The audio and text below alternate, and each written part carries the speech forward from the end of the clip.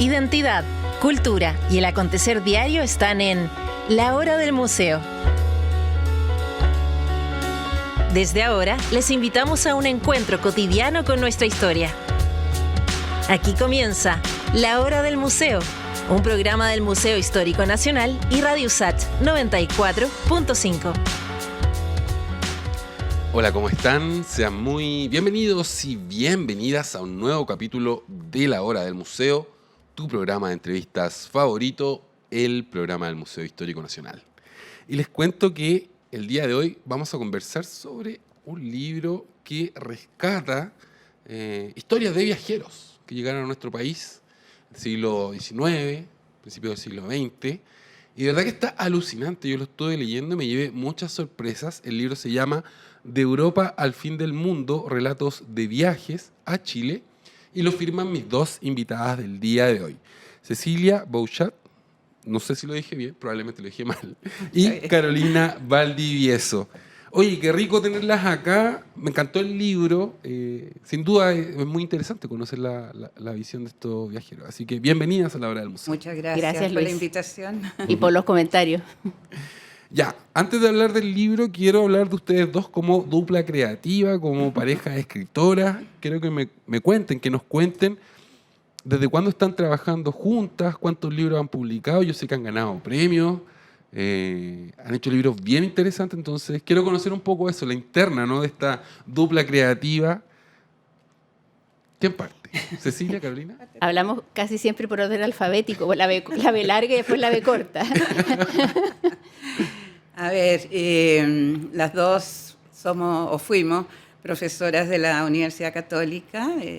¿Se conocieron ahí? Sí. Nos conocimos ahí y nos conocimos conversando espontáneamente un día sobre la traducción. Carolina es traductora y yo estaba trabajando en la Facultad de Educación, entonces en la conversación salió esta inquietud de por qué no hacemos algo juntas.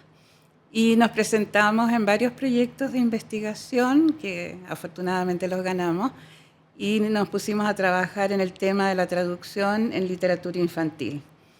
Y poco a poco fueron saliendo algunos libros, los cuentos de otros lugares de la tierra, los cuentos del origen, que fueron todos publicados por Ediciones de la Católica. Claro. Y nació una gran amistad, o sea, mi coautora es de lujo, yo siempre lo he dicho, es una persona con la cual he aprendido muchísimo.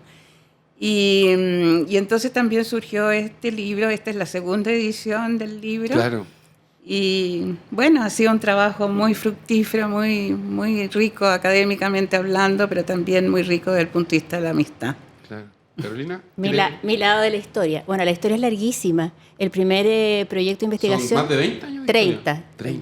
30. Y es realmente muy bonito recordar de que esto fue en el Campus Oriente de la Universidad Católica, cuando la Facultad de Letras, que es la mía, y la de Educación, que es la de Cecilia, estaban ahí. Ya. Lo que significa ser verdaderamente un campus universitario, donde uno se cruza con... Claro, con otras ramas, con otras Claro. Uh-huh. Entonces ahí nos pusimos a conversar, como dice la Cecilia, y juntamos que ambas fuimos grandes lectoras de niñas.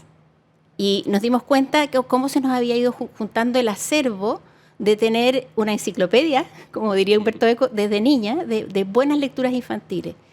Y desde el punto de vista de la traducción, que era mi campo, yo decía, ¿por qué ahora se hacen las traducciones más bien como adaptaciones?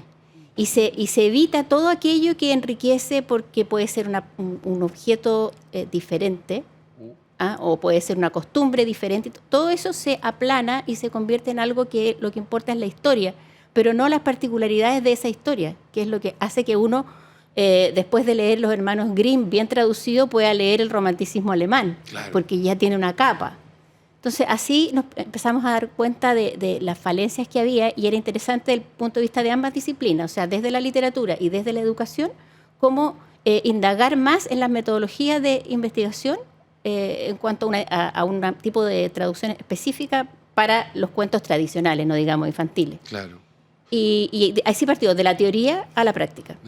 Es una discusión que ahora está en boga, porque hace poco salió esta noticia, ¿no?, que están reeditando los cuentos del Roald Dahl. Claro. Y hay toda una polémica. O sea, claro, ¿dónde terminan los límites del editor, ¿no? De hacer, cambiar el sentido de la obra o hacerla como más compatible con esta nueva, podríamos decir, visión del mundo, ¿no? Donde, claro, hay cosas que a uno le hacen sentido, pero también es extraño, ¿no? Porque se pierde mucho el texto.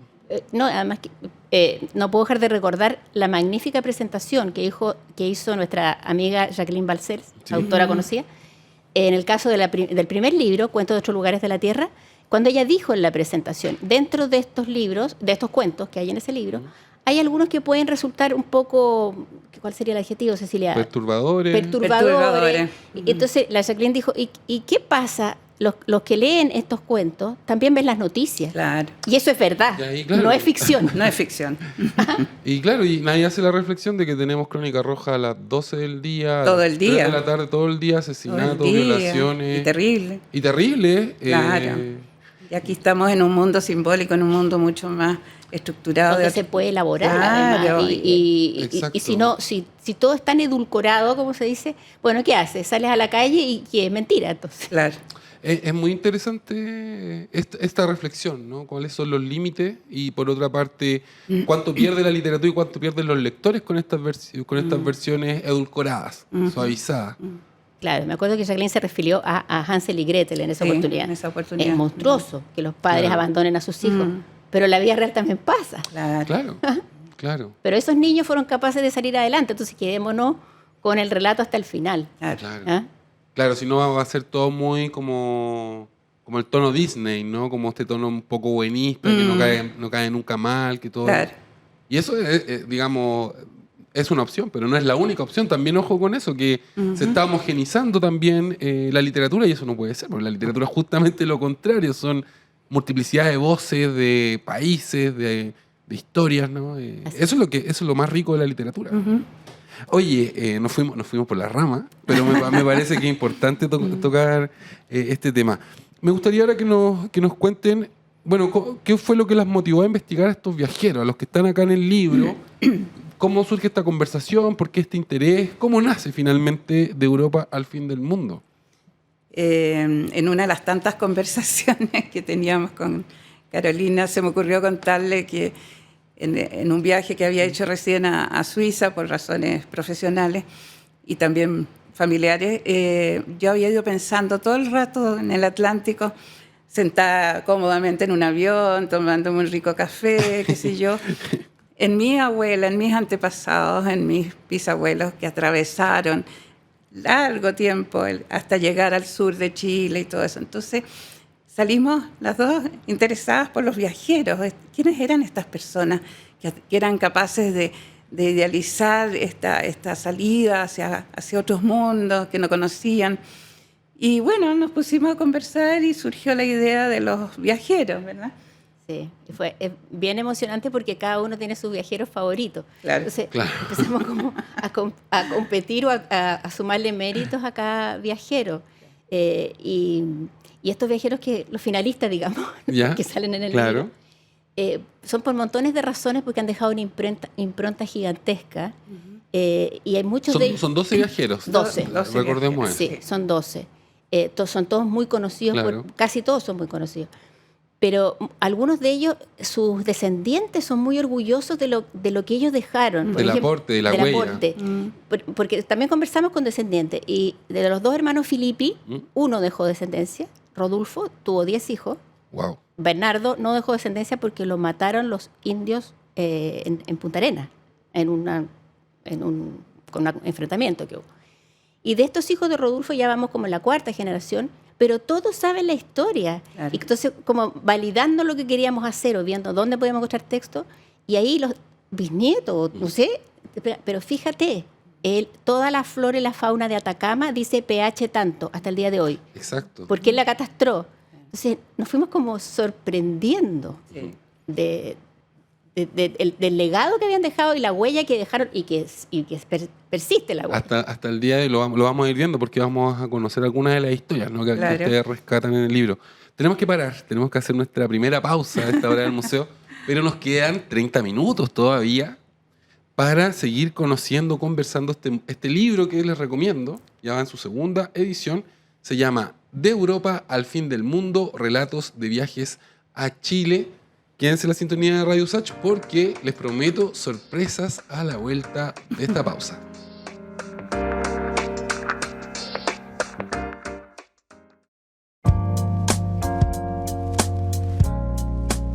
Y ya estamos de regreso en La Hora del Museo, tu programa de entrevistas favorito, mi programa de entrevistas favorito, el programa del Museo Histórico Nacional, que siempre te sorprende en la señal de Radio USACH. Y les cuento que el día de hoy estoy conversando con dos autoras. Me acompaña Cecilia Boichat, lo he dicho mal todo el programa, lo siento, mi francés es pésimo, y Carolina Valdivieso. Ellas son las autoras de este libro que tengo acá, lo voy a mostrar en cámara. Está buenísimo, yo no lo conocía y es ya la segunda edición. Se llama De Europa al fin del mundo, relatos de viaje a Chile. Búsquenlo si les gusta el tema de la historia en primera persona, ¿no? Este libro es una buena puerta de entrada a otros libros también porque aparece muchas citas, mucha información de libros que nosotros después vamos a poder ir descubriendo, ¿no? De europeos que vinieron acá a nuestra tierra, dejaron testimonio, dejaron huella. Está bueno el libro, así que lo recomiendo. Quisiera ahora hablar de esta segunda edición. Siempre es un honor que a uno le publiquen. Ya que le publiquen un libro es un honor, pero que te publiquen la segunda edición es doble el honor. Y quisiera que nos cuenten cuáles son las diferencias, si hubo diferencias entre la primera y la segunda edición, si la universidad les propuso, ustedes estuvieron insistiendo, ¿cómo fue? ¿Qué pasa? Fue que la primera edición sí fue satisfactoria, eran 9 viajeros. ¿Eran menos viajeros? Menos viajeros, ahora son 12. Y esa edición se agotó y nos dimos cuenta por comentarios del público de que había sido muy bien recibida. Por ejemplo, tengo el testimonio de personas que yo conozco que trabajan de la minería y se lo regalaban a geólogos o personas que venían al país. Claro. Claro, para mostrar, este país se hizo con todos, mucha gente aportó. Y bueno, teníamos la inquietud de por qué ese libro quedó ahí. Y en la pandemia, que uno tuvo mucho tiempo para pensar, dijimos, no, aquí falta. Y además faltaban muchas mujeres. Ya. Porque las mujeres que salen en el libro son realmente notables y aportaron mucho. Entonces ahí le propusimos a la editorial de hacer una segunda edición revisada y aumentada. Y revisamos los 9 viajeros anteriores y aportamos 3 viajeras más. Y al revisarlo nos dimos cuenta que habían ciertos puntos en que los viajeros conversaban, ciertas cosas que a todos les interesaba, que si quieren nos ampliamos después. Claro. Pero esa fue la nueva visión, ver los puntos comunes, incluir más mujeres, ampliar la selección, claro. Y una inmigrante que no estaba, y ampliar a una docena y que fuera más paritario. Son 6 viajeros y 5 viajeras. Claro. No, o 6 y 6. Si no me equivoco. Sí. Quedó paritario. Paritario. Oye, ¿y cómo fue el proceso de búsqueda y selección de los testimonios? Me interesa, siempre les pregunto esto a los investigadores y a los escritores, ¿no? Como que nos cuenten un poquito el backstage del libro, el making of. ¿Cómo fue en este caso? ¿Qué archivos miraron? La verdad es que detrás de este libro hay mucha investigación, mucha lectura, traducción, búsqueda, y por nombrar algunas cosas, por ejemplo, yo que hago talleres literarios, se había presentado un alumno mío que estaba escribiendo sobre su abuela, una abuela que venía de Eslovenia, y yo notaba que el interés que producían en los demás compañeros era tan grande que estábamos toda la semana esperando qué pasaba. Y conversando con él le preguntamos con Carolina si nos permitía incluir algo más. El último es Nada Fabjasic, claro. Que es un lindo testimonio de cómo una mujer llena de valor se atreve, atraviesa el océano, llega a Chile. Y bueno, ahí está toda la historia con una anécdota muy hermosa que nos retrata muy bien. Es una cuestión que pasó en un registro civil muy propio nuestro. Bueno, contemos lo que hay claro, cuando los extranjeros. De hecho, es algo que hasta el día de hoy está pasando hasta el día de hoy. Entonces, claro, en esa época la típica funcionaria escribiendo en la máquina de escribir, todavía no había todo lo que tenemos ahora. Y entonces le pregunta si se quiere llamar cómo se quiere llamar, cómo quiere aparecer en el pasaporte, pero no lo voy a contar para que lo lean en el libro. Otra de esa historia también, otra cosa que me llamó la atención son estos pasajes donde ellas van estas dos extranjeras en una micro, ¿no? Que van con dirección a Santa Lucía. Sí. Y van hablando en su idioma. Y todo el mundo como que están curiosos, ¿no? Claro. Y ellas hablan fuerte. Y hay una de las dos que es la que habla español, claro, que es la que pide así como ya, acá nos bajamos. Aquí nos bajamos y bueno, y entonces nos introducimos en ese mundo que era para ella totalmente desconocida. ¿Ese testimonio lo reconstruyeron con el nieto? No, nosotros le pedimos permiso a Alex Emlinger para que nos autorizara incluir un capítulo, una parte de su libro. Él publicó un libro que se llama justamente Vida, porque la señora se llamaba Nada o Vida, y ese fue el problema en el registro civil. Lo contaste. Autospoiler. Sí, autospoiler total, pero bueno, pero la historia es más que eso. Entonces fue muy bonito el poder incluir esta mujer tan extraordinaria, que había pasado toda la guerra, que había estado con muchos problemas, ¿verdad? Y ahora en Chile, en nuestro país, fue muy bonita la historia, entonces fue rico poderla incluir. Y no sé si tú quieres hablar de alguna de las inglesas, pues, pero en el caso de la María Graham, yo siempre cuento una anécdota. Yo tenía 12 o 13 años y vi a mi papá leyendo el diario de María Graham. Y le pregunté, papá, ¿qué lees? Me dijo, la vida de una mujer extraordinaria. Y yo quedé tan metida a mis 12 años que le sacaba el libro escondido y lo leía, y desde ahí empecé a escribir diario. Y posteriormente las cosas en los talleres literarios con niños, con adolescentes, yo les he leído parte de esto, correspondiente a María Graham, y me dicen, ¡uy, qué entretenido! ¿Sabe, profe? Vamos a escribir diario. Es una figura que despierta interés hasta el día de hoy. Claro. De hecho, si no me equivoco, el diario lo reeditaron hace unos 2 o 3 años. Hace unos 2 o 3 años, justamente. En una nueva traducción. Exacto. Claro. Exacto. O sea, el libro también tiene una proyección, aquí me va a salir la profe, una proyección en el campo educativo, por ejemplo, en la biblioteca, en la clase de lenguaje, en los talleres, por ejemplo, que yo hago con niños. Les encanta saber cómo fue esto, cómo se sentiría esa persona que iba en el barco. Claro. Son preguntas que nos hacemos los grandes y los chicos. Claro. ¿Qué periodos abordaron en el libro? ¿Es siglo XIX y 18? O sea, 18. Parte en el 18, exacto. 18. Hasta principios del siglo XX, ¿no? Así es. Así es. Sí. Otra cosa interesante, yo creo que es que el libro es de viaje, la literatura en sí es viaje, como dice Jacqueline Balcells en la presentación, claro. Pero muchos de los viajeros los escogimos en viaje. ¿Cómo es eso? Por ejemplo, si uno hace la travesía y llega al canal de Beagle, ahí está la hacienda Haverton, donde nació Lucas Bridges, que es uno de los viajeros que está ahí, que es hijo de un misionero inglés. Y uno dice, pero ¿cómo llego acá y me entero acá que existe esta persona? Y escribe un libro que es realmente recomendable, y yo también lo encontré en mi biblioteca familiar. ¿Sí? Claro, en El último confín de la tierra, se llama en castellano. Él mismo, el propio Lucas Bridges, se le decía el gran león de la Patagonia, porque era impresionante, y además es que impresionante porque se llama Bridges, porque su padre, que era misionero, fue adoptado, lo encontraron en un puente. O sea, en Inglaterra, de ahí viene el apellido. Bridges, claro. Y él es hijo de ese padre que llegó como misionero, porque muchos tenían distintas motivaciones, pero lo que a mí me inquietó fue, ¿cómo puede ser que si yo tengo la suerte de llegar a esta hacienda me entero de esta historia, de este personaje y de este libro? Y lo mismo con Marianne North, que tuve la oportunidad de conocer el Jardín Botánico de Londres el 2019, que uno entra casi como parque de atracciones, una especie de carrito, y le van diciendo dónde quiere escoger bajarse. Y de repente dicen, este es el pabellón de Marianne North. Yo sabía que había venido a Chile. Mucha gente no se bajaba. Y me bajé, y la emoción que tuve fue enorme, porque él es maravilloso, es una de las 10 principales atracciones de ese jardín botánico, que de por sí es muy famoso y tiene muchas implicancias literarias, porque Virginia Woolf escribió una obra de Kew. Y ahí está Marianne North, y en este pabellón, que está lleno de ilustraciones de flora muy particulares, eso también lo decimos, ella creó un distinto tipo de ilustración, hay una parentera que arriba dice Chile y está toda nuestra flora, Claro. toda. Mira.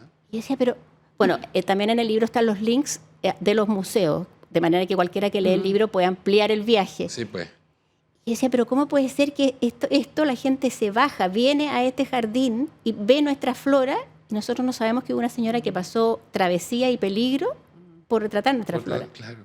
Oye, tenemos que parar. Vamos a hacer nuestra segunda pausa musical, pero nos queda tiempo para seguir conversando acerca de Europa al fin del mundo, relatos de viaje a Chile, libro que está disponible, lo pueden encontrar en librerías, bajo el sello Ediciones UC.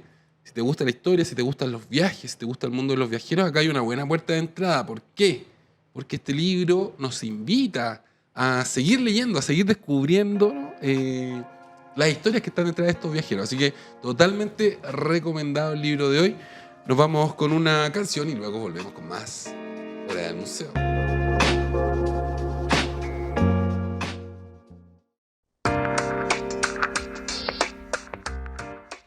Ya estamos de regreso en tu programa de entrevistas favorito, La Hora del Museo, el programa del Museo Histórico Nacional que siempre te sorprende en la señal de Radio USACH. Algo que hace tiempo no digo es que este programa, claro, se transmite por la señal de Radio USACH, pero el archivo está en Spotify. Pueden encontrar ahí los capítulos de La Hora del Museo absolutamente gratis. Y además tenemos nuestro canal de YouTube donde se van almacenando todas las entrevistas que hacemos en formato híbrido para radio y televisión. Así que toda la fanaticada de La Hora del Museo, si se perdieron alguna entrevista, el lugar para encontrarla es nuestro archivo de Spotify y también de YouTube. Dicho esto, les cuento que hoy estoy conversando sobre un libro que me ha encantado y se lo voy a recomendar a todos los que son fanáticos de la historia, los fanáticos de los viajes. También es un libro que uno le puede regalar, por ejemplo, a un niño, a un joven, ¿no? que lo quiere motivar en la lectura, en el conocimiento sobre nuestro país. Este libro se llama De Europa al fin del mundo, relatos de viajes a Chile, y lo firman mis dos invitadas del día de hoy, Cecilia Boichat y Carolina Valdivieso. Algo que quiero que comentemos también, porque me llamó la atención, es, por una parte, las ilustraciones, los mapas que tiene el libro. Ustedes me decían fuera del micrófono que los mapas fueron pensados para los mochileros, para que fueran a conocer los lugares. Así que cuéntenos un poco acerca de toda la gráfica que tiene este libro, que no es poca y es bonita. Tiene ilustraciones muy bellas. Sí. No, es que fue una buena apuesta en la editorial cuando lo propusimos, porque, por ejemplo, el caso del padre Gusinde siempre se le asocia con los pueblos fueguinos. Exacto. Pero él llegó, era sacerdote de la Congregación del Verbo Divino, hacía clase en el Liceo Alemán. Qué suerte, dice uno, los que fueron sus alumnos. Tener de profesor a Gusinde. Y no sé si podrán enfocar a este mapa. A ver, Pepe, ¿puedes hacer ahí el zoom? Si algo se ve ahí. ¿O lo puedo poner ahí? Ahí está. Sí, ahí se ve. Es sorprendente porque el padre Gusinde todas sus vacaciones exploraba y, por ejemplo, estuvo cerca de Catapilco, donde encontró un hueso mastodonte, estuvo en Tierras Blancas, en Quintero, y después fue muy al sur, a toda la zona mapuche, y ahí valoró enormemente la medicina mapuche. Yo me acuerdo que la primera edición la presenté en la Católica de Temuco, donde hay mayor presencia de profesores, Claro. y lo celebraron mucho, que recogiéramos esa parte, que ellos sí la conocían. Ellos sí la conocían, que el padre Gusinde en su escrito había valorado la medicina mapuche. Entonces, ahí la editorial nos apoyó en el caso de poner mapas. Integraron estos mapas. Entonces el lector, si quisiera ir, va a poder saber en qué zona del país, ¿no? Claro. Está bueno. Que no le pase lo que me pasó personalmente de ir a la hacienda de Lucas Bridges y no saber que existía ese personaje. Oye, algo que quiero preguntarles, que no quiero que perdamos de vista, es, de hecho salió como un poco la idea en el primer bloque, cómo era viajar hace 2 siglos a Chile, ¿no? Pensémoslo en el siglo XIX, cómo era llegar acá, porque se lo consideraba una hazaña, había que cruzar el estrecho de Magallanes por abajo. Claro. Entonces, cuéntenos un poquito acerca de cómo llegaban acá, se venían en barco. Otra cosa que también me llama la atención es que en esa época no había cámara fotográfica. Entonces, ¿cómo se hacía el registro? ¿Qué? ¿Algunos viajaban con pinceles? Cuéntenos, por favor, ¿cómo era viajar hace 2 siglos a Chile? Parte con tu abuela. Bueno, a ver, yo desde pequeño escuché la historia de que partían de puertos como Burdeos, como Génova, en fin. y pasaban por Gibraltar, bajaban hacia Brasil, iban bordeando Brasil, Argentina y pasaban el estrecho de Magallanes. Esa era la ruta. Era como más o menos, me he saltado algunas estaciones, pero llegaban, por ejemplo, a Talcahuano, algunos llegaban a Puerto Montt, los alemanes, los colonos llegaban a Puerto Montt, los suizos llegaban a Talcahuano, algunos llegaban hasta Valparaíso, entonces iban bajándose. ¿Tu familia llegó a Talcahuano? Mi familia bajó en Talcahuano y llegó a Victoria y a Ercilla. Entre Ercilla y Victoria, mi bisabuelo estuvo ahí, pero después se vinieron a Santiago.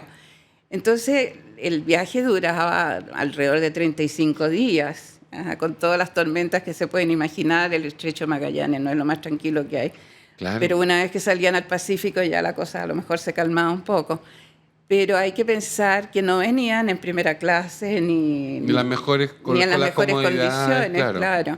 Eran emigrantes, se les habían prometido a muchos de ellos tierras. Pero en este caso, con los viajeros, también es distinta la situación. Ellos muchas veces venían a investigar, tenían intereses científicos. El Estado chileno los llamaba. Los llamaba, eran intereses científicos muchas veces. El caso de María Graham, ¿no? Que llega... Esa es una historia tremenda, cuando uno piensa que después de pasar el Cabo de Hornos muere su esposo y llega viuda y Lord Cochrane, ¿verdad? La recibe en Valparaíso, la ayudan. Ella se entrevista con Bernardo Higgins. Con Bernardo Higgins, y después fue la que registró todo el terremoto de Valparaíso. Entonces, cada uno de estos personajes tiene una historia maravillosa y yo quiero hacer hincapié en algo que he experimentado desde que publicamos el libro con Carolina, y es la conversación con los jóvenes acerca del libro. Por ejemplo, en el caso de una anécdota personal a lo mejor, pero comiendo frutillas una vez con mis nietos, le digo, bueno, ¿y de dónde salen las frutillas? Yo quería conocer esa historia porque a mí la contaban en la universidad, pero así en general. Claro. No me habían dicho quién era el personaje, cuál era la... Y aquí está, ¿no es cierto? Pues. Amadé François Fressier. Y bueno... Y así cada uno de los personajes te muestra algún interés, algún punto de motivación para los jóvenes y para los niños también, si tú se los vas explicando. O sea, uno puede hacer clases entretenidísimas en ese. A mí siempre me gusta verle el lado pedagógico, a lo mejor por malformación profesional, pero también el literario y en este caso creo que tenemos aquí un material muy rico. Claro que sí. ¿Te gustaría agregar algo? Sí, es que hay que destacar que en general es la gente tremendamente culta. Entonces, tú has dicho a la gente que le gusta la historia, pero también la literatura, porque una condición forzosa que tenía que tener era que hubieran escrito ellos mismos. Exacto. Sí. Y bueno, los Filippi tenían la mejor educación de Alemania. Uno de los Filippi había estudiado con Humboldt. Claro. Después, las ilustradoras habían tenido clases de arte, pero de bellas artes. Y todos se preocupaban de traer su material, y si no lo traían o no había nadie que dibujara... En el caso de Florence Dixie, que es la primera turista de la Patagonia. Lady Patagonia. Lady Patagonia, que sale hasta en la página de la CONAF. Claro. Ellos se preocuparon de tener una persona que dibujara, que es la primera ilustración de las Torres del Paine, que ella no la llamó Torres del Paine, la llamó Aguja de Cleopatra, pero eso sale en el libro. Pero la parte de las ilustraciones, la verdad que en la edición nos costó bastante, porque insistimos en poner las ilustraciones originales. Que fuera la primera ilustración de las Torres del Paine, cómo él llegó a ilustrar una araucaria. María Graham no dibujaba tan bien, pero dibujó una casita, que estuviera la casita. Claro. Entonces, tratamos de recrear esta enorme cultura que traía esta gente. Claro. Porque decimos ahí que Humboldt nunca se bajó, pero Darwin vino porque Humboldt le dijo. Exacto. Entonces, sí, en el caso de Berta Köstler también es interesante. Ella manejaba el idioma mapuche, o sea, la lengua mapuche la sabía, y por eso que podía entrevistar a los pacientes de su esposo, que era médico. Contemos la historia de Berta, porque la señora Berta Köstler... Quiero decir algo, ustedes eligieron a Berta Köstler, pero ella geográficamente estaba en Argentina. Claro, pero de ahí pasó a Chile. Claro. Se vino a Chile y auxiliaba a su esposo, que era médico, y entonces tenía mucho contacto con gente del pueblo mapuche, y por lo tanto escuchaba las historias de ellos que le contaban. Y ahí hizo una labor muy similar a la de los hermanos Grimm o a las de Ramón Lavalle en Chile, de recopilar material muy, muy valioso que hay incluido aquí también 2 historias muy bonitas. Exacto. Y manejaba el idioma perfectamente. Ella hablaba 7 idiomas, si no me equivoco. O sea, ¿no? Era una hablaba cantidad. muchísimos idiomas. Yo cuando vi ese dato dije, uy, ¿el una cerebro persona de esta mujer? cultísima. Pero además, eso es importante también, que muchos de estos viajeros tuvieron muy buenas relaciones con nuestros pueblos originarios. Exacto. Tremendamente buena. Muy Ahí buena. sale que María Graham observó cómo Bernardo Higgins hablaba en Mapudungun con unas Claro. niñitas Claro. que habían quedado huérfanas y las vio ahí en el Palacio de Gobierno. Y bueno, y Amperer, el que vio a los últimos fueguinos que fueron Cahuéscar, son conmovedores los testimonios, porque en el primer tiempo no tenían cómo comunicarse, hasta que aprendió. Claro, hasta que Claro. aprendió la lengua. Oye, nos queda un último bloque, vamos a hacer nuestra última pausa y nos quedan varias historias por conocer. Quiero que contemos la historia de la frutilla, que me parece muy, muy interesante. Así que les prometo que luego de esta pausa musical vamos a descubrir la historia de esta frutilla, este cruce de especies. Se van a llevar varias sorpresas. Así que quédense en la sintonía de Radio Usach porque ya volvemos con más Hora del Museo.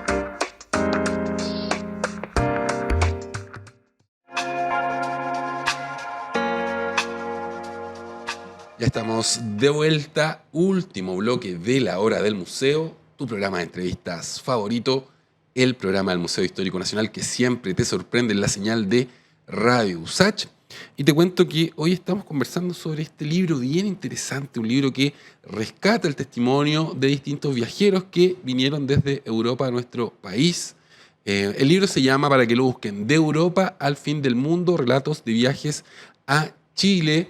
De verdad que se van a llevar más de una sorpresa leyendo este libro, y algo que me gusta mucho de este libro también es que es la posibilidad, ¿no?, de descubrir otros libros, descubrir otros relatos de viaje, así que totalmente recomendado para grandes y chicos. Este es un libro que va a despertar la curiosidad.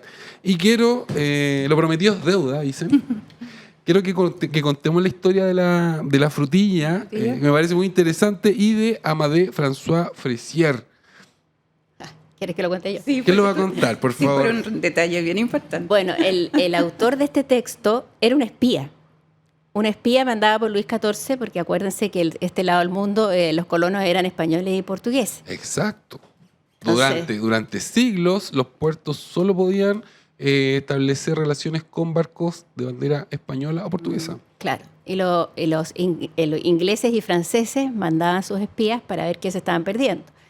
Y Fressier vino y ahí nos damos cuenta que hizo un registro maravilloso, porque es una obra clásica de viajes, de exploración, y lo vio todo. También es otro mapa lateral que nos sorprende de todas las puertos y partes de Chile que conoció y que describió. En Concepción describió todos los peces, en fin.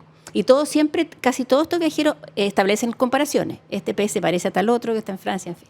Pero lo que los sorprendió muchísimo fueron las fresas de Chiloé, que eran blancas. Y grandes, Y ¿no? grandes. Como una nuez, él las describe como... Sí, y muy incluso sabrosa. Dice, me acuerdo perfecto de esa parte, porque él dice, son grandes como una nuez, pero incluso hay algunas que pueden llegar a ser del porte del huevo de una gallina. Sí.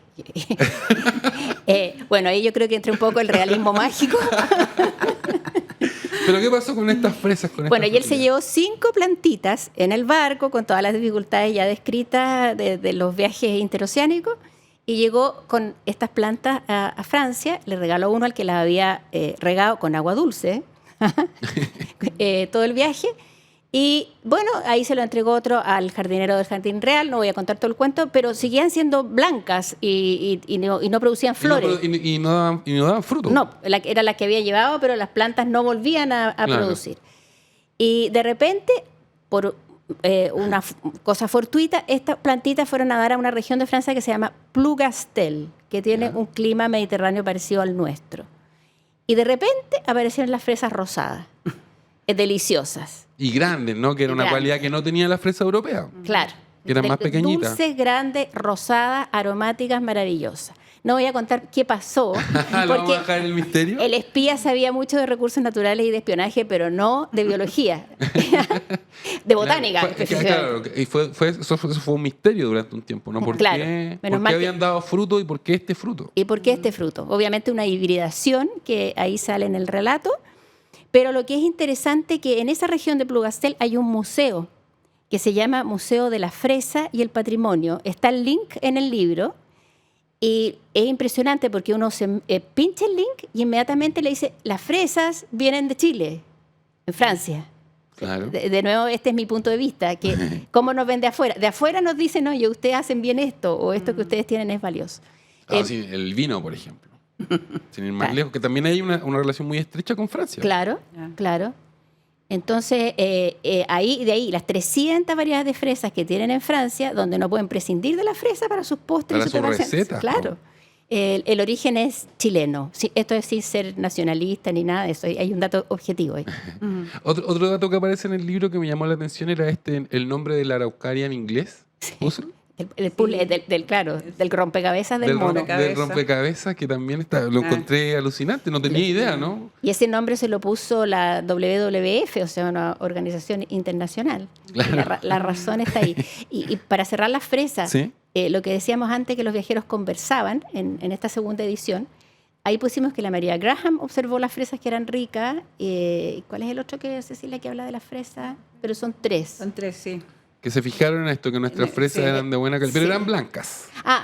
Mariana North la vio cerca Mariana. de Aconcagua, en la hacienda de Vicuña Maquena, que ella fue. Volvamos con Marian North. Quiero que le cuenten a nuestros auditores y auditoras quién fue esta mujer y cuál fue la huella que dejó en su travesía acá en Tú nuestro la país. conoces mucho mejor que yo. Bueno, ya conté que me la encontré lo prestigiada Londres, en ¿no? Londres, Londres. que si alguien tiene la posibilidad de ir, queda muy cerca de Londres, o sea, uno puede ir en metro. Ya. ¿ya? ¿Es como ir a Talagante? O... Más cerca. Más cerca. Más cerca, una media hora en metro. Ya. Metro que después pasa a tren, digamos. Y en el Jardín Botánico de Londres se conoce a Marianne North como The Queen of Kew. Sí. O sea, Kew es el nombre del jardín y ella es la reina. La reina de ese The jardín. Queen of Kew. Es la mujer que tiene, la única mujer que tiene un museo dedicado a ella misma en exposición permanente. Y ella viajó mucho tiempo por muchos países sola. Uno se imagina a las señoras victorianas. Bueno, las inglesas distintas. tenían... Florence Dixie también viajaba sola, entiendo. No, Florence Dixie venía con un gran grupo y era nobilísima. O sea, no, yo me refería a sola sin pareja. Sí, vino con su marido. Sí. El marido. Y con el hermano. Me confundí. No, Florence Dixie, un tremendo personaje porque, o sea, ella sería moderna porque Ya. propuso Claro. vestirse unisex, propuso Claro. el fútbol femenino, pero ella le dedica su libro, el libro sobre Chile, se lo dedica al príncipe de Gales de la época, que después fue Eduardo VII, que era el padrino de su hijo. O sea, de tan alta nobleza era. Ya, pero volvamos con Marianne North, que es súper interesante. ¿En qué momento ella viene a nuestro país? ¿Qué cosas ve? Cuéntanos un poco acerca de eso. Ella buscaba dibujar todos los grandes árboles del planeta. Ya. Y le faltaba la araucaria. Ujú. Y había entrevistado a muchos viajeros, porque ahí también contamos que en la época victoriana, Está la María. ahí está. Ahí vamos a mostrarlo en cámara, la ilustración de la... Claro. de la Acuérdense Marianne que North. en Ella es esa Marianne época North. el imperio ver. inglés era Claro. vastísimo. Sí, Entonces pues. los viajeros de la época se movían como por su casa, teniendo las posibilidades por todo el mundo. Claro. Y ella quiso retratar esto porque tenía un gran interés botánico, una gran formación en las artes. Bueno, Darwin iba a su casa, O sea, a ese nivel. a ese nivel. Y entonces ella le faltaba la araucaria. Y de hecho ese fue su último viaje cuando vino a Chile. Tal era su interés de que no le faltara esta especie dentro de sus ilustraciones. Y revisó montones de libros de viaje y consultó a montones de viajeros. Era la pieza del puzzle. Que La le pieza del faltaba. puzzle. Y ella había visto araucarias en Australia, si existe la araucaria brasilera, pero Sí, quería pues, esta. Exacto. Recordemos eso, que la araucaria está en otras partes, pero Claro. nuestra variedad No es hay propia, una. entiendo. Propia. Claro. Y bueno, y ahí sale, en este tiempo desde que se publicó el libro, ya algunos lectores le hacen comentarios a uno. Y un amigo me dice, y lo que le pasó a ella fue lo típico que hacemos los chilenos. Llegó a Chile y todo el mundo le dijo, no las va a ver, las cortaron, y cuando llegue a Nahuelbuta, además no va a pasar mal porque hasta la pueden atacar. y nada de eso pasó. Nada de eso pasó. Nada más que esa es una zona preciosa. Precioso. Precioso. Pensar, claro, de hecho, ahora resulta muy, muy impresionante hacer esos viajes en el siglo XIX. Así. El gobierno de Chile hay que destacar, ya tú lo hiciste.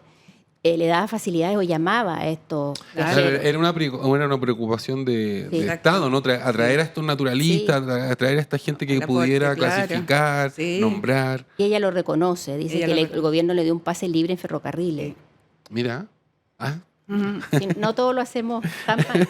no todo, así, si revisamos nuestra historia es de luces y sombras, no Sí, tiene. así es. Y también quiero volver a reiterar este punto, que muchos de estos viajeros tuvieron buenas relaciones con los pueblos originarios. Absolutamente. Sí. Sí, Como, absolutamente. como decíamos, en el caso de, En el caso de Berta Kössler, que Kössler. es increíble lo que ella hace, ¿no? Sí. Porque ella entrega medicina, entrega atención médica, pero recopila toda la historia, los mitos, Conoció las todos los leyendas. cuentos, las leyendas, el pueblo Sí. mapuche. Tenía Claro. una estupenda relación con las personas que iban a la consulta de su esposo. Y Gusinde le celebra el conocimiento que tenían de las Exacto, hierbas, Claro. de todas esas cosas, Sí. a los mapuches. Claro. Y también el Lucas Bridge, ¿no? Que tiene como esta relación muy estrecha con Muy los pueblos estrecha. de la Patagonia, que Sí. también es algo que es una historia que deberíamos conocer mejor, ¿no? Exactamente. Porque también hay una historia, una tragedia, porque hay una La- matanza. La Berta Claro. Kössler. Ahí está la Berta Kössler. Mostrémosla en cara, ahí, en cámara. Ya. Se Aquí la- nos vamos a despedir con la Berta Kössler porque se nos acabó el tiempo. Se me pasó volando. Oye, las quiero felicitar, las quiero agradecer por haber hecho este libro. Me alegra que hayan hecho una segunda edición. Ojalá que se venga una tercera, una cuarta. Que el libro esté en todos los colegios. Que creo que es muy importante también eso, Sí. ¿no? Que este tipo de material tiene que circular. Es un material que nos permite abrir la mirada respecto a nuestra propia historia, a nuestra sociedad. Hay una cita acá al Jorge Telier, ¿no? O sea, Sí. al Jorge Telier. Sí, Sí. Jorge ¿Y Telier. que Jorge siempre nos Telier. gusta cómo nos ven de afuera? Sí, sí, eso. Sí, Jorge Telier. No es así como lo dice. pero- Así que eso, pues. Nos vamos, si se quieren despedir, brevemente, porque ya estamos pasados en el tiempo. Sí, bueno, darte las gracias por esta ocasión. Ojalá que el libro les guste tanto como nos gustó a nosotros hacerlo. y, Claro que sí. Y vuelvo a insistir en la proyección que tiene como libro en la familia, como premio de fin de año, como trabajo en el currículum escolar, en las bibliotecas. Todos los mediadores tienen una estupenda herramienta aquí. Y para el público en general también, porque tal como decía Carolina, a veces no conocemos cosas que están aquí mismo. Exacto. Y que tenemos que salir al extranjero para ver que, mira, eso también pasa en Chile. Así que muchas gracias Eso. por esta ocasión. Carolina. Muchas gracias, Luis, por la invitación, por tu entusiasmo contagioso que has transmitido a los que nos están oyendo o viendo. Y lo mismo que dice la Cecilia, nosotros, bueno, a veces pensamos que nosotros lo pasamos muy bien, pero cuando recibimos el eco de que sí es interesante, quedamos muy satisfechas y esperamos que así sea. Y que el libro se use también como libro de viaje o para planear excursiones, o incluso en cada región donde hay algo interesante que ver, que en esa región se valore. Y posteriormente tienen ahí la indicación para entrar a museos donde se amplía la información o conocer los libros originales. Y si hay algún viajero que le interese especialmente, bueno, lean todo el relato. Ya, pues. Oye, les dejo un gran abrazo también Gracias. para todos y Muchas todas gracias. quienes escucharon esta entrevista. Yo soy Luis Cruz, el conductor de La Hora del Museo. Y chao, chao, chao. Esto fue La Hora del Museo, un encuentro cotidiano con nuestra historia. Un programa del Museo Histórico Nacional y Radio USAT 94.5.